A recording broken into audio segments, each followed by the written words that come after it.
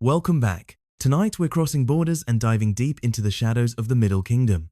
These stories aren't just my picks, they come straight from you, my viewers. This is another community-driven special where I've taken your chilling suggestions and unearthed the darkest, most spine-tingling tales from China's vast supernatural landscape. From ancient fox spirits that seduce and destroy, to modern elevator shafts that lead nowhere good, from cursed mirrors that reflect the dead to encounters with jiangshi, terrifying hopping vampires of Chinese folklore. Tonight's episode spans thousands of years of fear, blending age-old wisdom with contemporary nightmares. China's supernatural tradition runs deeper than most. For over 4 millennia, stories of hungry ghosts, vengeful spirits, and otherworldly creatures have been woven into the fabric of Chinese culture. These aren't just tales, they're warnings, lessons, and sometimes glimpses into realms we're not meant to see. From the rural villages where old superstitions still hold power, to the gleaming megacities where ancient spirits adapt to modern fears, China's ghostly landscape is vast and unforgiving. So dim the lights, settle in, and prepare yourself for a journey through China's most haunted corners. Tonight, we explore what happens when the living world collides with something far older and infinitely more dangerous. The spirits are waiting, and they have stories to tell. Here we go. Chapter 2. In the mountains of Sichuan province, where the mist clings to ancient pines like ghostly fingers, there lived a developer named Chen Wei who saw only profit in the wilderness. He'd purchased hundreds of acres of pristine forest, planning to clear it for a luxury resort. The locals warned him about the old grove at the mountain's heart, a sacred place where foxes had denned for centuries. Some things shouldn't be disturbed, the village elder had said, shaking his head, but Chen Wei laughed off their superstitions. The bulldozers came at dawn. By sunset, a 1,000-year-old grove lay in ruins, ancient trees reduced to stumps and sawdust. That night, Chen Wei celebrated at the finest restaurant in Chengdu, toasting his future profits. He never noticed the woman watching him from across the room, pale skin like moonlight, eyes that seemed to hold depths no human gaze should possess. She approached his table with a smile that could stop hearts. "You must be Chen Wei," she said, her voice like silk brushing against skin. "I'm Mei Lin. I've heard so much about your ambitious project." Her beauty was otherworldly, the kind that poets wrote about and men died for. Chen Wei was instantly smitten. Over the following weeks, Mei Lin became his obsession. She would appear at his office, at restaurants, always when he least expected but most desired her presence. She spoke little about herself, deflecting questions with laughter like silver bells. But she listened intently to his plans, encouraging his expansion, urging him to clear more forest. "The old ways are dying," she would whisper as they walked through what remained of the woodland. "Progress demands sacrifice." Her fingers would trace patterns on his chest as she spoke, leaving invisible marks that burned with cold fire. Chen Wei's workers began reporting strange incidents. Tools would vanish overnight. Machinery would malfunction in impossible ways, engines flooding with no rain, steel cables snapping under no strain. 3 men quit after swearing they saw a massive fox with 9 flowing tails watching them from the tree line, its eyes burning like amber coals. But Chen Wei saw only Mei Lin, felt only her touch, heard only her honeyed words. He was blind to how his reflection in her eyes sometimes showed not his face, but something else, something with pointed ears and 2 sharp teeth. The end came on the night of the new moon. Mei Lin led him to the center of his destroyed grove, where the largest tree had once stood. "I want to show you something," she said, her smile different now, wilder, hungry, the true cost of progress. As moonlight filtered through the clouds, her form began to shift. Her spine elongated, her fingers became claws, and behind her unfurled not 1 tail, but 9 magnificent brushes of silver-white fur. Her beautiful face stretched into a vulpine muzzle, revealing teeth like ivory daggers. "1,000 years I called that grove home," she snarled, her voice now carrying the howl of mountain winds. 1,000 years of peace you destroyed in a single day. The Hulijing's true form towered over him, ancient power radiating from every fiber of her being. Chen Wei tried to run, but the earth itself seemed to trap his feet. The fox spirit's tails whipped around him like chains of mist and starlight. "You wanted to build something lasting," she hissed. "Let me help." They found him 3 days later, standing motionless in the clearing. At first glance, he appeared alive, eyes open, breathing steady. But Chen Wei never spoke again, never moved of his own will. The doctors called it catatonia, but the villagers knew better. They'd seen the look before in old stories their grandmothers told. The fox spirit had taken something more precious than his life. She'd taken his soul, leaving behind only an empty shell. And sometimes, on misty mornings when the light plays tricks through the remaining trees, visitors to the abandoned construction site swear they can see Hera, beautiful woman in flowing white, walking hand in hand with a man whose eyes reflect nothing at all. The resort was never built. The land remains untouched now, protected by laws that appeared overnight through bureaucratic channels no one can quite explain. And in the depths of winter, when the snow falls thick and silent, locals claim they can hear it, the sound of new growth pushing through frozen earth. And sometimes, the distant laughter of something that remembers when humans knew enough to fear the ancient places. But here's what troubles me most about this story.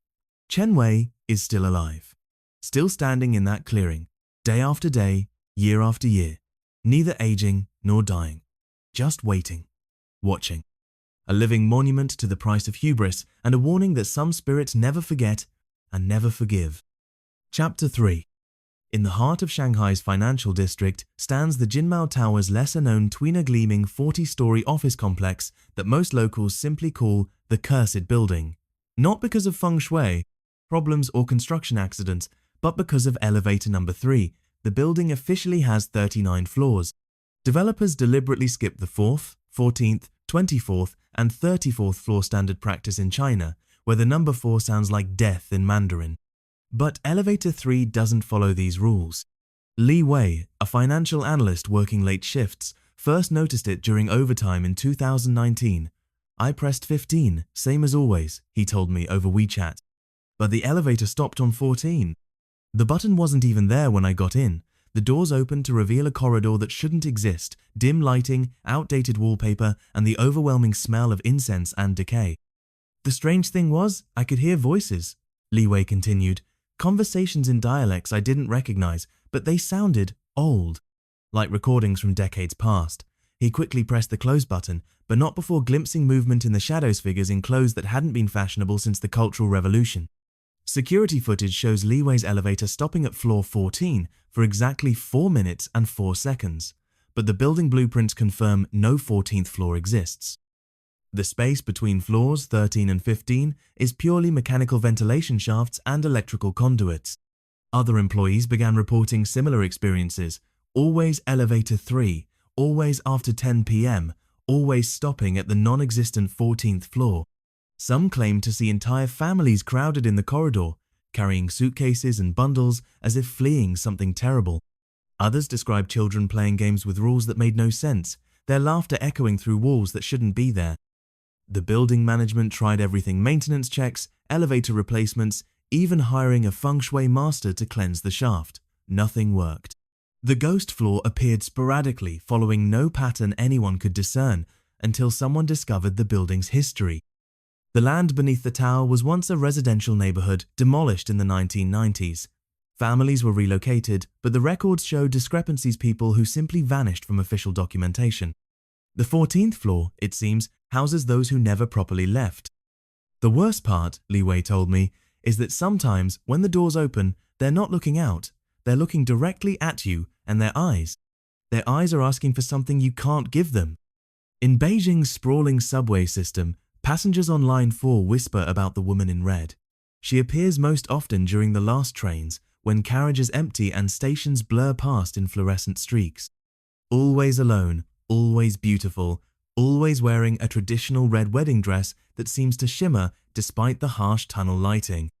Jiang Min encountered her last winter while commuting home from her night shift at a hospital.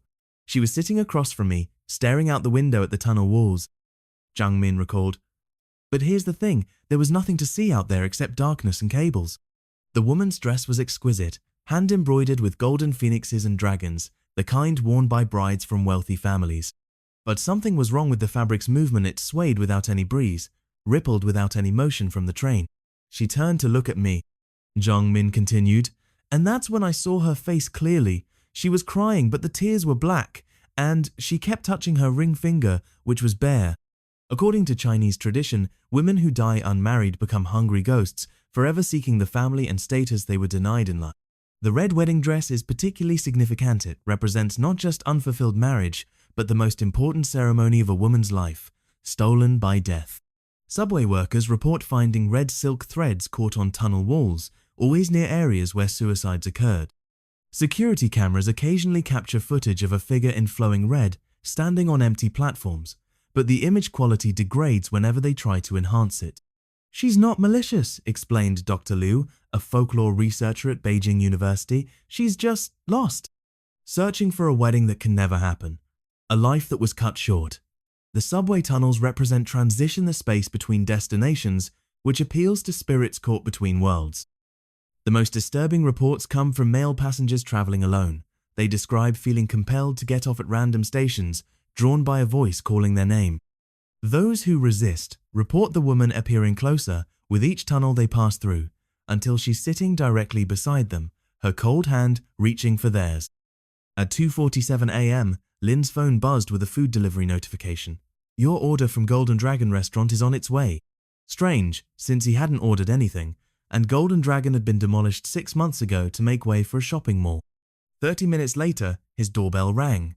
Through the peephole, Lin saw a young man in a delivery uniform holding steaming containers. But something felt off. The delivery man's skin had a waxy, translucent quality, and his uniform looked decades out of date. "Order for Lin family?" the man asked, his voice hollow as an empty well. Lin, curious despite his unease, cracked the door open. The delivery man handed him 3 containers of food that smelled incredibly fresh: mapo tofu, kung pao chicken, and steamed rice. "No charge," the man said with a smile that didn't reach his eyes. "Special occasion." The food was extraordinary, better than any restaurant Lin had ever tasted. Only later did he realize the significance. These were his grandfather's favorite dishes, prepared exactly as his grandmother used to make them. His grandfather had died 3 days earlier, and the family hadn't yet performed the traditional food offerings for his spirit. The next morning, Lin found hell money tucked under his door, the paper currency burned for the dead. Security cameras showed no delivery person, but the timestamp confirmed someone had been there. Other residents began reporting similar experiences: late-night deliveries of foods their deceased relatives had loved. Always free, always accompanied by the strange feeling of being watched by grateful eyes.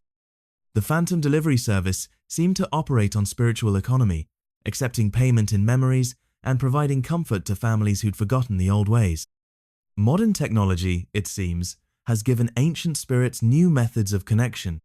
Chapter 4. This story comes from Wang Shu, a civil engineer who spent 2 years working on rural infrastructure projects in Guangxi province. He contacted me after seeing my previous videos, insisting his experience needed to be shared. "People in the cities think these things are just folklore," he wrote, "but in the villages they know better." Wang Shu was staying in Longsheng, a remote village where cell service was spotty and the nearest hospital was 3 hours away by mountain road. He'd been hired to assess the village's water supply system work that required him to survey the area around an old cemetery that predated the communist era. "The villagers were nervous when I told them my survey route," Wang Shu explained. "The village elder pulled me aside and said, 'Don't go there after dark. And if you must, carry these.' He handed me a small cloth bag filled with uncooked sticky rice and a tiny mirror no bigger than my palm." Wang Shu initially dismissed the warnings as superstition, but his schedule forced him to work late. On his 3rd evening, while taking measurements near the cemetery's edge, he heard a rhythmic thumping sound, like someone hopping on one foot. "I turned around and saw him." Wang Shu's voice dropped to a whisper during our video call. "A man in Qing Dynasty robes, arms outstretched, hopping toward me with his feet bound together. His skin was greenish-white, and his fingernails had grown long like claws. But the worst part was his face blank, expressionless, with paper talismans covering his forehead. This was a jiangshi, a hopping vampire created when a corpse is reanimated by trapped qi. Wang Shu remembered the elder's advice and fumbled for the sticky rice, scattering it in a circle around himself. The creature stopped at the rice barrier, unable to cross. It just stood there, swaying slightly, breathing this awful wheezing sound. Wang Shu continued. "I held up the mirror, and when it saw its reflection, it let out this horrible shriek and began hopping away, but slowly, like it was struggling against something." Wang Shu spent the night huddled in his rice circle until dawn broke. When he returned to the village, the elder nodded grimly. "The rice confuses their qi," he explained. "Mirrors show them what they've become, and roosters herald the dawn they can never see again."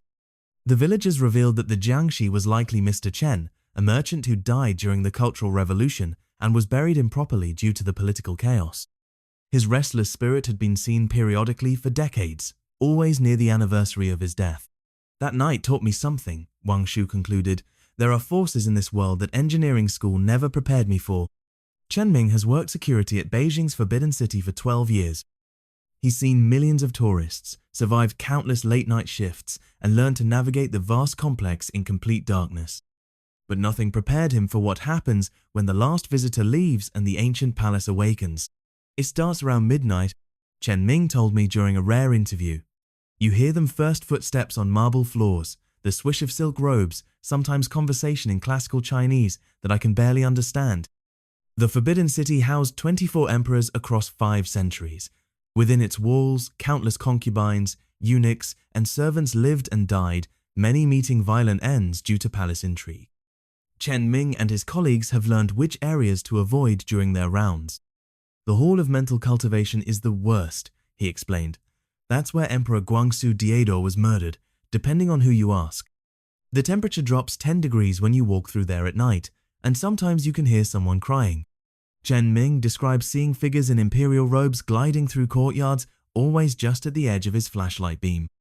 Security cameras occasionally malfunction in specific locations, showing static or shadows that move against the light. The strangest thing happened last winter, he continued. I was patrolling near the Palace of Heavenly Purity when I saw a woman in empress robes standing by the throne. She looked directly at me and said, "The emperor is not receiving visitors tonight." I just nodded and took a different route. His colleagues share similar experiences but rarely discuss them officially. The Forbidden City administration maintains that these are simply products of overactive imaginations and late-night fatigue. But Chen Ming knows better. This place has seen too much history, too much tragedy. The spirits aren't malicious, they're just still here, still following the routines of their lives. We respect them and they mostly ignore us. Li Xiaoli thought she was attending a normal wedding consultation in rural Henan province. As a funeral director, she occasionally helped families plan memorial services, but this request was different. The family wanted to arrange a wedding for their deceased son. They were completely serious.